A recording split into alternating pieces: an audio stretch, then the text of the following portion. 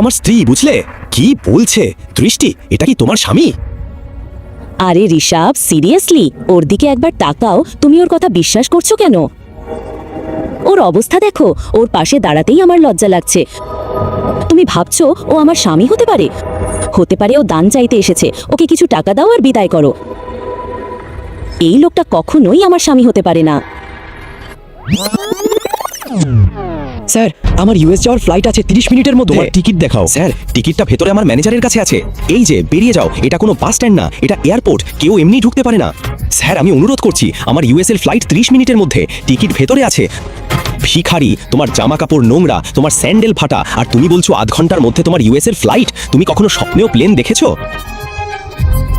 আমি ভিক্ষা করছি স্যার, আমার ফ্লাইট আছে। দয়া করে আমাকে যেতে দিন। এভাবে যেতে দেওয়া হবে না। আমি অনুরোধ করছি স্যার।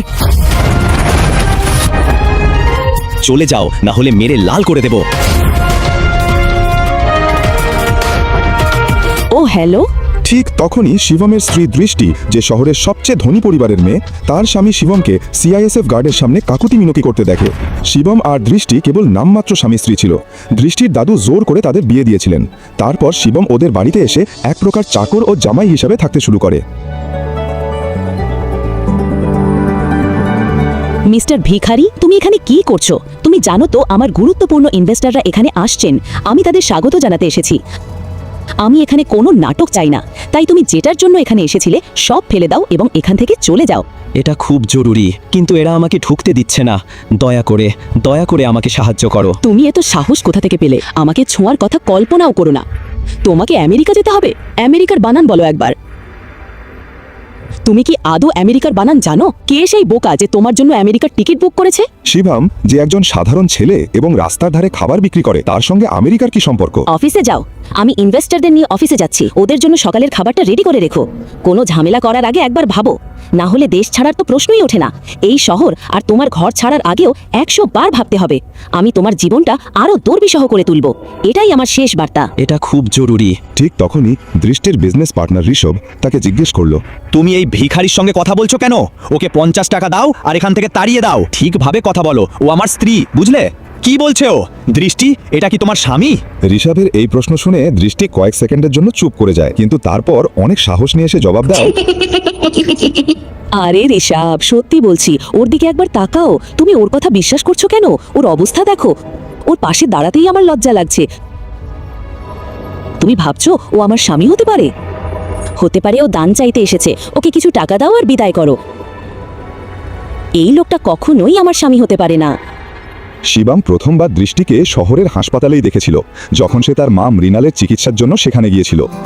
একজন ধনী মেয়ে, যার যা কিছু দরকার সব কিছু আছে, তবুও সে তার সমস্ত বিলাসিতা ছেড়ে প্রতিদিন ক্যান্সার রোগীদের সঙ্গে সময় কাটাতো। দৃষ্টি সমস্ত রোগীদের জড়িয়ে ধরত এবং রোগীরাও দৃষ্টিকে ভালোবাসা দিত। তারা আশীর্বাদ দিত তাকে। আর যখন শিবম ওকে দেখেছিল, তখন তার উদারতা ওর হৃদয় ছুঁয়ে গিয়েছিল।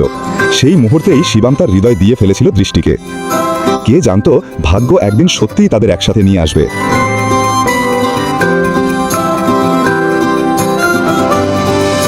এখন আমার কথা শোনো, না হলে মুখ ভেঙে দেব। এখান থেকে বেরিয়ে যাও। শিবম নিজের ভাগ্যের জন্য ভিতরে ভিতরে কাঁদছিল।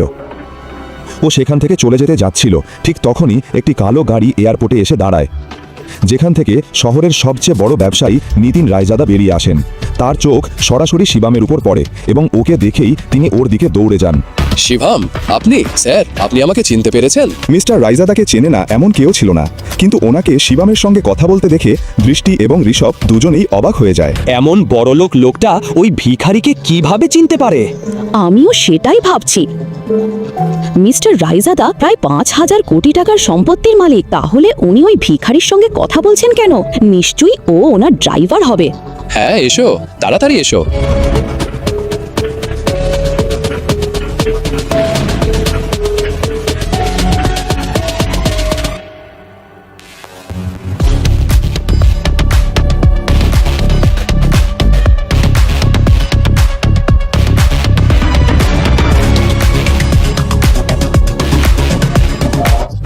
ও তো মিস্টার রায়জাদার সামনে ভিক্ষা করছিল এয়ারপোর্টে ঢোকার জন্য।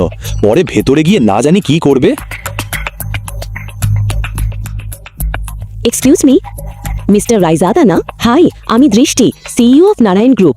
দয়া করে খারাপ মেনেবেন না, কিন্তু আমি জানতে চাইছিলাম আপনি যে লোকটার সঙ্গে কথা বলছেন তাকে আপনি কিভাবে চেনেন?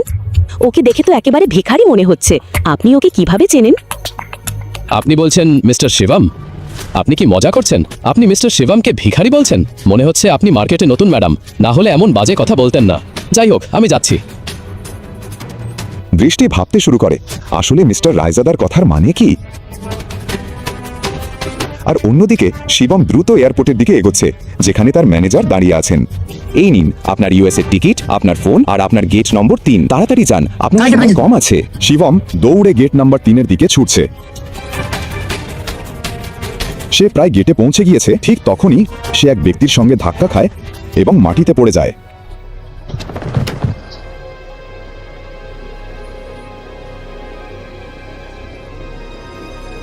স্যার, আপনি ঠিক আছেন? তুমি কি অন্ধ? এটা এয়ারপোর্ট, কোনো কলোনির পার্ক নয়। কে এই ভিখারিকে ভেতরে ঢুকতে দিল? আমি তাড়াহুড়ো করছিলাম, তাই ধাক্কা লাগলো। আমাকে যেতে দিন না, হলে আমার ফ্লাইট মিস হয়ে যাবে, দয়া করে। তুমি ফ্লাইটের কথা বলছো? আমি তোমাকে এয়ারপোর্টে 2 মিনিটও দাঁড়াতে দেব না, বুঝলে?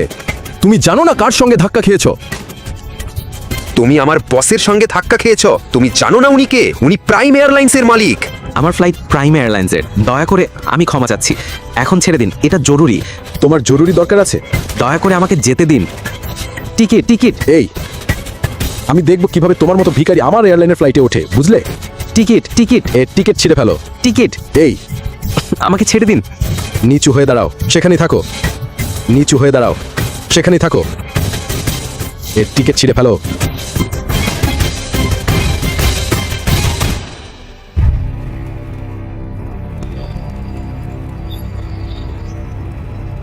সাবধান হয়ে থেকো, বুঝেছো? চলো, বেরিয়ে পড়ো। যখন ও শিবমের ইউএস টিকিট 4 টুকরো করে ছিঁড়ে ওর মুখে ছুঁড়ে দেয়, ঠিক তখনই শিবম রেগে গিয়ে সমস্ত দেহরক্ষীদের মাটিতে ফেলে দেয়।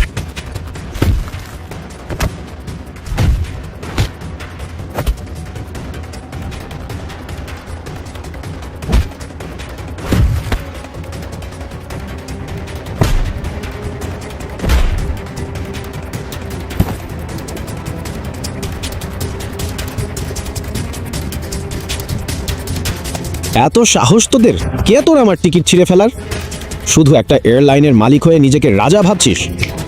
আগামী 10 মিনিটে আমি তোকে শেষ করে দেব, বুঝেছিস? এই ছেলে আমাকে 10 মিনিটে শেষ করে দেবে? তোর খুব অহংকার, তাই না? আয়, আমি এখানেই দাঁড়িয়ে আছি, দেখি তো কি করতে পারিস। এরকম অনেককে দেখেছি আমি। হ্যালো, শুনুন আমার কথা। ইয়াং মাস্টার, এই পাশে। প্রিয় যাত্রীরা, আপনাদের জানানো যাচ্ছে প্রাইম এয়ারলাইনের পরিষেবা সাময়িকভাবে স্থগিত করা হয়েছে। আমরা এই অসুবিধার জন্য আন্তরিকভাবে দুঃখিত। সমস্ত যাত্রীদের অনুরোধ করা হচ্ছে আমাদের হ্যালো। অফিসিয়াল ওয়েবসাইট এই, অথবা হেল্পলাইনে যোগাযোগ অথরিটি। করে তথ্য সংগ্রহ অথরিটি, করুন। অথরিটি, আমার অনুমতি ছাড়া, কোনো নোটিশ ছাড়াই এই ঘোষণা কেন হচ্ছে? স্যার, উপর থেকে তৎক্ষণাৎ নির্দেশ এসেছে। নির্দেশ? আপনার লাইসেন্স বাতিল করা। কি বলছো? প্রাইম এয়ারলাইন্স এখন ব্যান হয়েছে। আপনি যদি কিছু বলতে চান পরে বলবেন। করা হচ্ছে হ্যালো, আমাদের হ্যালো। অফিসিয়াল ওয়েবসাইট অথবা হেল্পলাইনে যোগাযোগ করে তথ্য সংগ্রহ করুন। আমি তো বলেছিলাম 10 মিনিটের মধ্যে তোমাকে শেষ করে দেব। প্রিয় যাত্রীরা, তোমার এয়ারলাইন আপনাদের ব্যান করিয়ে জানানো দেব। যাচ্ছে প্রাইম এয়ারলাইনের তোমাকে রাস্তায় নিয়ে আসবো। পরিষেবা সাময়িকভাবে তুমি স্থগিত একজন করা সাধারণ হয়েছে। মানুষ। আমরা এই অসুবিধার জন্য তুমি কিভাবে এটা করতে পারো? দুঃখিত। সমস্ত আমি যাত্রীদের অনুরোধ কোটিপতি করা মানুষ। হচ্ছে আমার আমাদের এয়ারলাইন অফিসিয়াল ব্যান করতে হলে ওয়েবসাইট অথবা প্রধানমন্ত্রীকেও হেল্পলাইনে অর্ডার পাঠাতে যোগাযোগ হয়। করে তথ্য সংগ্রহ করুন। তুমি কিভাবে এটা 10 মিনিটে একটা ফোন করে করলে? আমি তো তোমার এয়ারলাইন ব্যান করেই দিয়েছি। তুমি যে ভারতের টাকা সুইস ব্যাংকে রেখে প্রতারণা করেছো, মনে আছে?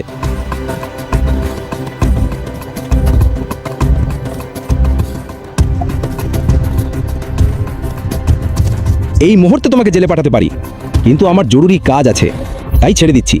না হলে তোমার হাতেই একটা ভিক্ষার থালা দিতাম আর তোমাকেই ভিক্ষা করতে বাধ্য করতাম। স্যার, আপনার ইউএস পৌঁছানো খুব জরুরি। আমি আপনার জন্য একটি প্রাইভেট জেটের ব্যবস্থা করে ফেলেছি। আমাদের এখনই রওনা দিতে হবে। প্রাইভেট জেট মানে এই লোকটা সাধারণ কেউ নয়, এ তো একজন খুবই ধনী আর ক্ষমতাবান মানুষ।